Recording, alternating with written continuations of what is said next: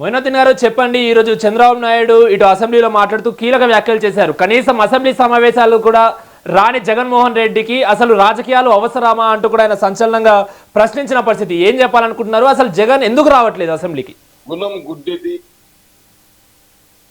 ఆలోచన అవిటిది అయినప్పుడు దాన్ని ఎవరు ఏం చేయలేరు సార్.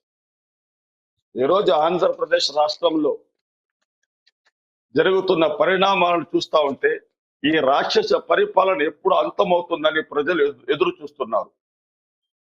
అంటే ఈ రోజు జగన్మోహన్ రెడ్డి గారు అసెంబ్లీకి రావడం లేదు, కారణం ఏమిటి అనే విషయం పక్కన పెడితే, ఇదే చంద్రబాబు నాయుడు గారు నన్ను నా కుటుంబాన్ని దూషించారని చెప్పి అసెంబ్లీని ఎగ్గొట్టిన సమయం గురించి మర్చిపోతున్నారు. ఒకసారి అతను గుర్తు పెట్టుకుంటే చాలా మంచిది సార్. ఏ రోజైతే అసెంబ్లీలో నా భార్యను నా కుటుంబాన్ని దూషించారని చెప్పేసి అలిగి వెళ్ళిపోయారు, అప్పుడు గుర్తు రాలేదా అసెంబ్లీ సార్? ఆ రోజు ప్రజలు గుర్తు రాలేదా? ఈ రోజు జగన్మోహన్ రెడ్డి గారు ఎందుకు అసెంబ్లీకి వెళ్ళడం లేదు, కారణం ఏమిటి? ఈరోజు మీరు తెచ్చిపెట్టారు, బ్యాంకులు దోచుకునే వాళ్ళను డిప్యూటీ స్పీకర్ చేశారు, 24 గంటలు తిట్ల దండకాలు పెట్టే వ్యక్తిని మీరు స్పీకర్ చేశారు. కనీసం ఒక ఎక్స్ సీఎం కి ఇవ్వాల్సిన మర్యాద ఇవ్వకపోతే ఎలాగ వస్తారు అసెంబ్లీకి? అంటున్నారు ప్రతిపక్ష హోదా ఇవ్వమంటున్నారు.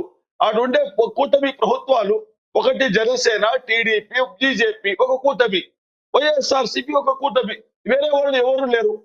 ప్రతిపక్ష హోదా ఎందుకు ఇవ్వరు? రాజ్యాంగంలో ఇక్కడ రాసి ఉందో ప్రతిపక్ష హోదా ఇవ్వకూడదని. అంటే అది స్పీకర్ అధికారాలకు వస్తుంది ప్రతిపక్ష హోదా ఇవ్వాలా అనేది. ఎందుకంటే ఇక్కడ ప్రతిపక్ష హోదా ఇస్తే జగన్మోహన్ రెడ్డి గారు అసెంబ్లీలో ఈ యొక్క రాక్షస ప్రభుత్వాన్ని ఎన్నుపోటు పార్టీని తూర్పార పడతారనే ఉద్దేశంతోనే ప్రతిపక్ష హోదా ఇవ్వడం లేదు. ఢిల్లీలో చూశారు సార్, కేవలం 3 మాత్రమే బీజేపీ ఎమ్మెల్యేలు ఉంటే అక్కడ బీజేపీ వారికి ప్రతిపక్ష హోదా ఇచ్చారు. తెలంగాణలో కాంగ్రెస్ టీడీపీ హయాంలోనే కాంగ్రెస్ కి 26 సీట్లు వస్తే పి జనార్దన్ రెడ్డి గారికి ఒక ప్రతిపక్ష నాయకుడి హోదా ఇచ్చి ఒక క్యాబినెట్ ర్యాంక్ ఇచ్చేసి అతను ఎంతసేపు అయినా మాట్లాడవచ్చు అనేటువంటి ఒక భరోసా కలిగించారు. ఆ భరోసా ఆంధ్రప్రదేశ్ రాష్ట్ర అసెంబ్లీలో జరగడం లేదు.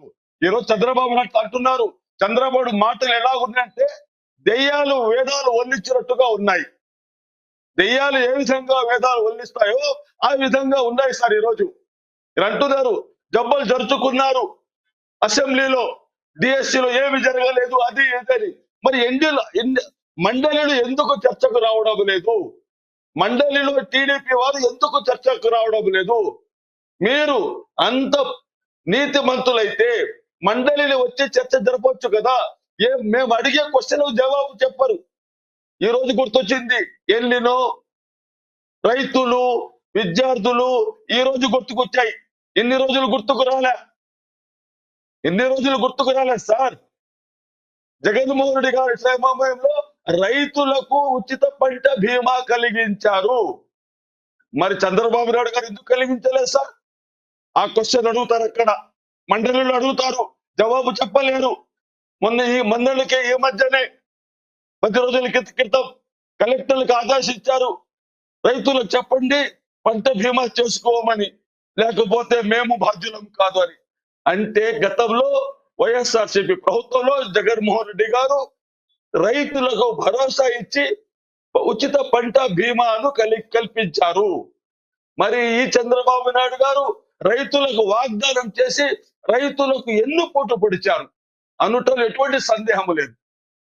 అంటే కలెక్టర్లు జోబు నుంచి డబ్బులు ఇస్తారా? రైతులకు ఎవరు ఇవ్వాలి డబ్బులు? ఏ రైతుల దగ్గర డబ్బులు ఉంటావో వాళ్ళు ఉచిత పంట బీమా చేసుకోలేరా? ఈ క్వశ్చన్ అడిగేదానికి అడుగుతారు అనే భయం. ఎల్లిలో వర్షాలు పడడం లేదు. మీరు అన్నారు సార్ చంద్రబాబు నాయుడు గారు, తమ్ముళ్ళు నేను వచ్చి ఉంటే కరోనా వచ్చి ఉండేదా అని. అవును సార్, మీరు వచ్చి ఉంటే కరోనా రాదు. మీరు వస్తే వర్షపు చిరుకు పడదు. తాగేదానికి, సాగునీరికి, తాగునీరికి అల్లాడిపోతారు ప్రజలు. ఈ విషయం ఆంధ్రప్రదేశ్ రాష్ట్రంలో ప్రతి ఒక్కరికి తెలిసిన విషయమే. మీ లెగ్గు మహత్యం ఏమిటో కానీ తెలియదు. మీరు వచ్చిన వెంటనే వర్షాలు పడవు, ప్రజలు అష్ట కష్టాలు పడతారు. ఈ రోజు అదే పరిస్థితి జరుగుతుంది. మీరు మాట్లాడే మాటలకు చేసే పనులకు ఎటువంటి పొంతన లేదు. మీరు అంత ధైర్యంగా చెప్పారు అసెంబ్లీలో డిఎస్సీలో ఎటువంటి తప్పులు జరగలేదు, ఎటువంటి అవినీతి జరగలేదు. అవినీతి జరగకపోతే జీవో నంబర్ 4, జీవో నంబర్ 47 ఎందుకు తెచ్చారు? తిరిగి ఉద్యోగాలు పూర్తి చేసిన వెంటనే వాటిని రద్దు చేసి జీవో నంబర్ 74 ఎందుకు తెచ్చారు? జీవో నంబర్ 23 ఎందుకు తెచ్చారు?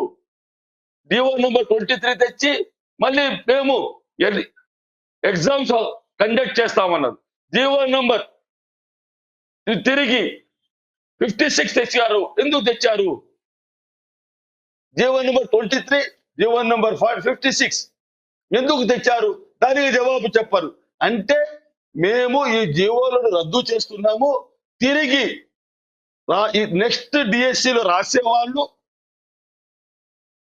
కంపల్సరీగా ఎగ్జామ్ రాయాలి. అంటే ఈ డిఎస్సిలో ఎందుకు లేదు? ఈ డిఎస్సిలో ఎందుకు లేదని అడుగుతున్నా సార్. ఈ డిఎస్సిలో 74 రూల్ ఏదైతే ఉందో ఎందుకు అమలు చేయలేదు అంటే ఇక్కడే దొల్లతనం బయటపడుతుంది. దొల్లతనం ఇక్కడే బయటపడుతుంది. మీరు దొంగ సర్టిఫికెట్ తెచ్చిన వారికి ఉద్యోగాలు ఇచ్చారు. ఏదైతే ఉద్యోగాలు భర్తీ చేశారో అది పూర్తిగా అవినీతిమైన అయిపోయాయి. డబ్బులకు అమ్ముకున్నారు మీరు ఉద్యోగాల్ని. కేవలం మీ సొంత మొయినద్దర్ మీరు ఇందాక మాట్లాడుతూ కూడా ఆ మండలిలో ఎందుకు చర్చకు రావట్లేదు, మండలిలోకి రావచ్చు కదా అని అంటున్నారు. ఎందుకు మండలి ఏంటి, అసెంబ్లీ ఏంటి, ఎక్కడ ప్రశ్నిస్తే ఏంటి? ఇంకా మీరు అసెంబ్లీలో తక్కువ ఉంది సీట్లు అని ఆ మండలిలో రమ్మంటున్నారా, లేకపోతే దాని ఉద్దేశం ఏంటి? సార్ అసెంబ్లీలో తక్కువ లేవు ఎక్కువ అనే మాట కాదు సార్. అసెంబ్లీలో నాకు సమయం ఇవ్వరు. ఇద్దరు స్పీకర్లు చంద్రబాబు నాయుడు గారు కట్టి ఉన్నారు వైఎస్ఆర్సీపీ మీద. మీరు చాలా సార్లు చూశారు. అతను పులివెందల ఎమ్మెల్యే అంటారు. ఈ వెన్నుపోటు పార్టీ అధ్యక్షుడు చంద్రబాబు నాయుడు గారు ఒక ముఖ్యమంత్రి హోదాలో ఉండి వైఎస్ఆర్సీపీ పార్టీని, వైఎస్ఆర్సీపీ నాయకుడిని గుడ్డని పార్టీని ఎలా సంబోధిస్తారు? గుడ్డని పార్టీని ఎలా పేరుతో పిలుస్తారు? మీకు సుప్రీంకోర్టు డైరెక్షన్ ఉంది.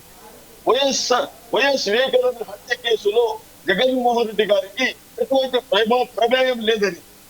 మరి ఏ విధంగా మీరు ఒక ముఖ్యమంత్రిగా ఉండి ఏ సభలకు వెళ్ళినా కూడా మీరు చేసిన పనులు చెప్పరు, మీరు చేసిన అభివృద్ధి ఏంటో చెప్పరు. ఈ చెప్పకుండా కేవలం గుడ్డలి పార్టీ రాక్షస పరిపాలన అంతమైపోయింది అనే దానిని ఏ రోజు మేము ప్రశ్నిస్తున్నాం. ఈ ఎన్నుకోటు పార్టీని, ఈ బూడిద పార్టీని. ఈ పార్టీలో ఏ రోజు కూడా జగన్మోహన్ రెడ్డి గారిని విమర్శించడం తప్ప ప్రజలకు ఏదైనా మేలు చేసుకుంటే చెప్పండి. మొన్నటి చెప్పారు బీసీ డిక్లరేషన్ అని. బీసీలకు చేసింది ఏందో చెప్పండి. మీరు బీసీలకు ఫలానా సహాయం చేశాము, ఫలానా పని చేశాము, మా ఫలానా విధంగా మేము కేటాయించాము నిధులు అని చెప్పండి. చెప్పే దమ్ము లేదు మీ దగ్గర. కేవలం జగన్మోహన్ రెడ్డి గారిని విమర్శించడం, బురద చల్లడము. ఎన్నో మీడియా ద్వారా 2 పత్రికలు ఉన్నాయి, ఈనాడు, ఏబిఎన్, ఆ ఛానళ్ళు, ఆ పత్రిక, ప్రింట్ మీడియా, ఎలక్ట్రానిక్ మీడియా, వాటి ద్వారా 24 గంటలు దుష్ప్రచారం చేయడము ఇదే పనిగా పెట్టుకున్నారు.